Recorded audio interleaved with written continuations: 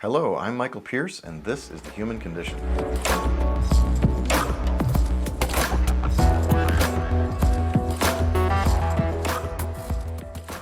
Today we're talking about what to do for concussion.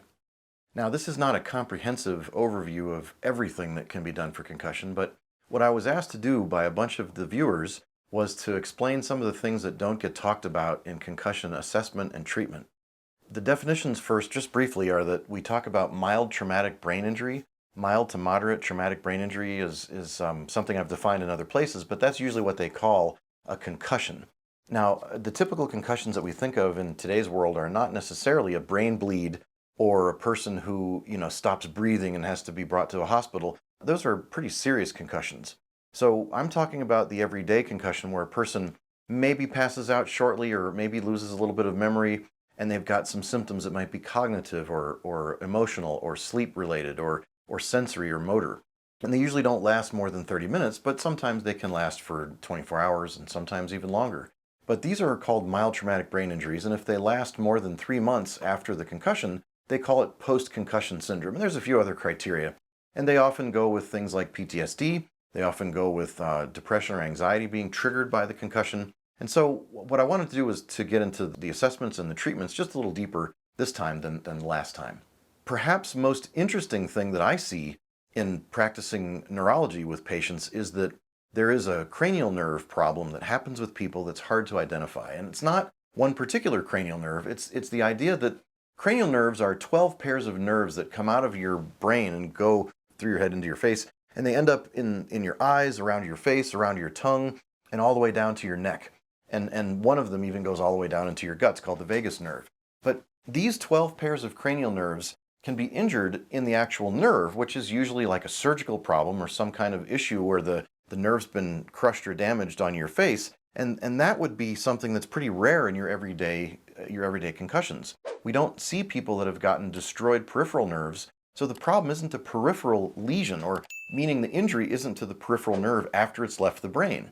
We call things peripheral after they've left the brain and travel outward into the body, like nerves in your hand, like the radial nerve or the median nerve or the ulnar nerve. Those nerves are peripheral nerves.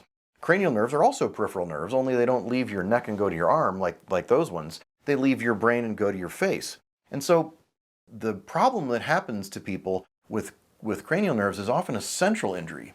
And a central injury is where one of the nuclei or the nucleus of a cranial nerve gets concussed. So a person has injured their brain, but not permanently, and they've got a dysfunction of one side or the other, or multiple levels of cranial nerves. And so that's considered pretty serious, but it also happens to people where it's temporary and it's moderate. So they didn't have a stroke, they didn't cause permanent brain injury, but they think of it like bruised or injured their brain, but they didn't permanently damage it. And so that would manifest as a central lesion where the nucleus of origin, which is the part of the nervous system that's inside your brain before it leaves the wrapper of your brain and goes out and becomes a peripheral nerve, it's still a peripheral cell because it starts in that nucleus. So a person could have an injury to their nucleus or origin of a particular cranial nerve that's inside their brain, and it mimics a peripheral lesion because it hurt your head and it hurt your brain or your brain stem. These cranial nerve injuries to the nucleus, to the brain itself, these concussions, have to be looked for by a doctor that knows how to understand cranial nerves and know when the cranial nerve itself isn't cut or crushed or damaged or destroyed. It's actually the origin, the nucleus of origin inside the brain that has a temporary concussion, and it needs brain exercises. It needs very, very gentle brain exercises to not overwhelm the cells because the cells have already been injured. And so they're not dead. They're just injured, and their output has decreased or increased due to irritation, which seems a little counterintuitive sometimes. The idea that the brain could overfire after injury seems weird to some people, but it's pretty common. The worst injuries that are not permanent damage would be ones where a group of neurons inside your brain is injured, so much so that they reduce in their firing. However, there's a number of injuries that irritate and inflame cells in your brain, and they overfire. And so they manifest as this overfiring in brain scan studies like QEEG or metabolic studies that measure glucose. And they may manifest as strange sensations like paresthesia in your face, feelings like there's skin crawling or ants crawling on your skin on part of your face. Another thing that we'll see is injury to the nerves that travel back to your tongue. And so a person may have a reduced sensation of their tongue and they don't know it unless a doctor checks for it. They may have motor problems where part of their face droops as if they've had a stroke. They didn't really have a stroke, but they had an injury to their brain and no permanent damage. It might last for weeks or months, but it's something that can be treatable and healed in many cases. So they have to be differentiated from a stroke. They have to be differentiated from some other kind of autoimmune disease or another injury. And there's a bunch of ways to do that with physical examination and MRIs and different ways of imaging the brain. So once we figure out that there's a problem with the cranial nerves, we really rehabilitate the person, and we try to rehabilitate them with things that use the cranial nerves, but not so much that they overdrive those cells that are irritated and inflamed inside the brainstem. So that would be eye movements, all of the cranial nerves. That would be smelling, the sense of smell. That would be hearing. That would be seeing and moving your eyes around. That would be rolling your eyes in your head. That would be convergence and looking at a target that moves toward you and far away from you. That would be tracking objects and jumping from object to object, which are called pursuits and saccades. That would be vestibulo-ocular rehab, where a person is watching a target like this, where they move their head and the target and their nose all together, and they look at the doctor looks at their eye movements to make sure that everything is correct. This would include balance exercises. The patient would be asked to stand on one leg on a firm surface without their shoes on, like on the floor, and see if they can balance there with their eyes open and with their eyes closed for a certain number of seconds, like 10 or 20 seconds. And in some cases, some of these tests are 10 seconds. When you stand with your eyes closed and your feet together for 30 seconds, we call that the Romberg test. And sometimes it's done for a little longer than 30 seconds, but basically you're looking to see if a person falls over, or has trouble balancing with their eyes closed on 2 feet with their feet stuck together. There's a number of other things that are measured, but the rehab would involve getting them through these balance exercises where they can stand on a firm surface, and we also assess them on a foam surface. We put them on a piece of high-density foam that's a couple of inches tall, and the person stands on it, and the foam is wobbly. It's not crushable, so you don't go all the way to the floor like you would with a pillow. If you stood on a simple pillow or a rolled-up towel, your feet would go right to the floor and you wouldn't really feel that instability. But if you're at a physical therapy office or a chiropractic office where we're measuring this kind of thing, we'd stand you on that foam on 2 legs and on 1 leg and see how you handle that perturbation or that messing with you that makes you unstable, that makes you not have the ability to feel a firm surface. That's very, very useful diagnostically, and it's also useful in treatment. So these are inexpensive foam pads. They cost under $20. You can buy them and use them at home. You can use them for your family. In fact, I think that they're extremely important as we age, because one of the biggest problems that kills people in the United States is falls after age 50. So if you've got a little piece of foam that you can practice on every so often, you might be able to keep your balance intact so that you don't have these terrible falls that Americans are prone to as we age.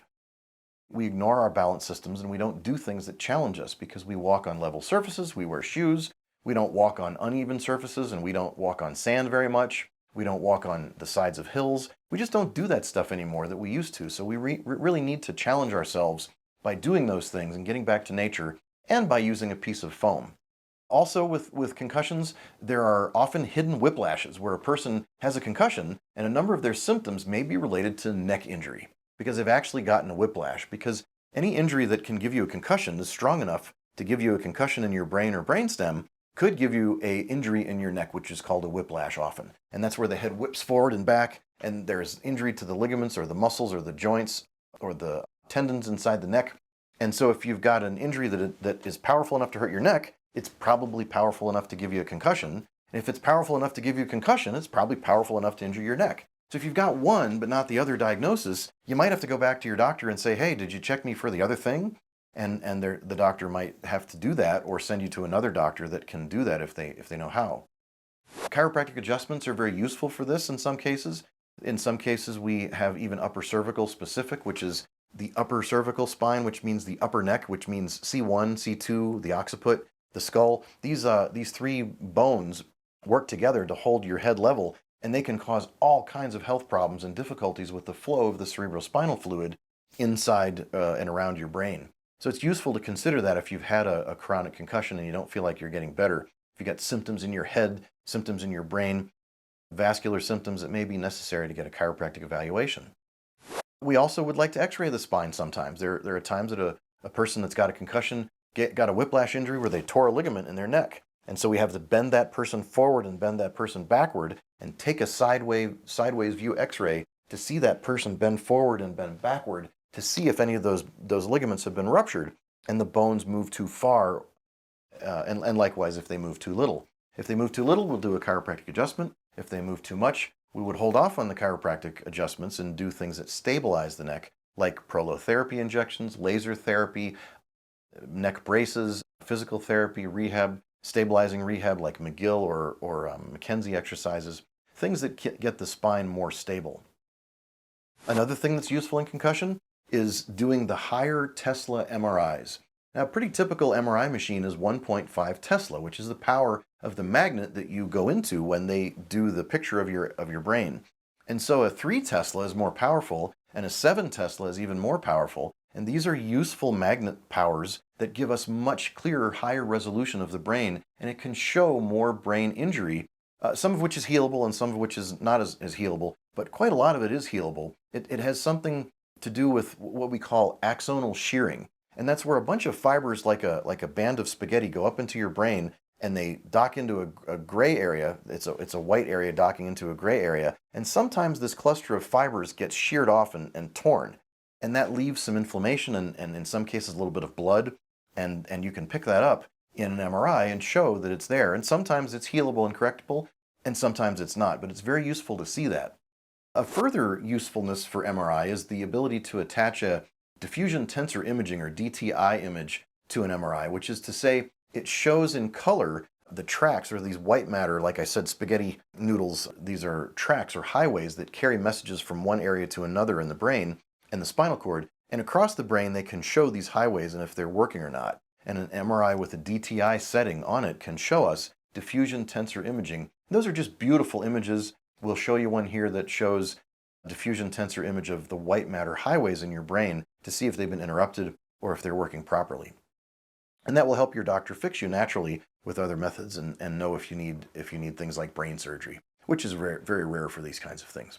Of course, you've heard me talk about QEEG, which is a electroencephalography where we map the brain's electrical waves with non-invasive caps. You put a shower cap on your head with some electrodes that are attached to it that are sensors, and those sensors don't put any electricity into you. They just pick up your brain waves and figure out the actual squiggles of the brain waves, and then the doctor looks at those brain waves and figures out where the problems are and uses that to use neurofeedback or other methods, including dietary changes, to reduce things like metabolic encephalopathy or slow wave action or fast wave or beta spindles or other types of problems that happen with people that are not seizure disorders, but that are definitely things that would show problems either focally or globally in the brain that can be treated naturally. Don't forget counseling. There's cognitive behavior therapy and EMDR therapy, where a counselor that's licensed works with you and helps you get through the issues emotionally by talking about them and by doing eye movement desensitization and repatterning. And that's very useful for PTSD and for trauma, for anxiety, for developmental trauma, for multiple traumas, for childhood and adult traumas. Very useful after a car accident because many people develop PTSD and flashbacks after a car accident and after a concussion or a sports injury or any other reason where they may have hit their head. They can often feel a PTSD event after that, and it can affect their sleep and give them avoidance where they avoid different places and different situations. And looking at excitotoxins. Excitotoxins are NutraSweet or other sweeteners that are artificial, and MSG. These are molecules that were talked about by the famous retired neurosurgeon Russell Blaylock, who wrote a book called Excitotoxins. And in that book, he talked about how there are certain chemicals that I just named in the environment that you can eat that are considered safe and in the food supply, but they're not so great. They can cause excitotoxicity, which means excessive firing in the brain, which can look a lot like seizure disorder, although it doesn't have to manifest as a sharp wave and sharp and slow wave or spikes. It can be sub-threshold for a seizure, but it makes a person very excitable, very anxious, very just switched on too much, and they just can't calm down. They feel just overdriven. And the general antidotes to the excitotoxins, if someone takes them inadvertently, tend to be things like potassium, magnesium, and zinc. These are the minerals and metals that will reduce excitotoxicity naturally. And patients that are sensitive to excitotoxins have to be a little careful with sodium and calcium and with those types of supplements. But again, I don't want you to not take minerals just because you've got an excitotoxicity. Work with the doctor to figure it out, because I don't want you to get away from these healthy minerals all the time. And I don't want you to think that sodium and calcium are bad. They're just, sometimes we have to weigh our dosage and how we use them. So these are some, I hope, useful concussion tricks for you.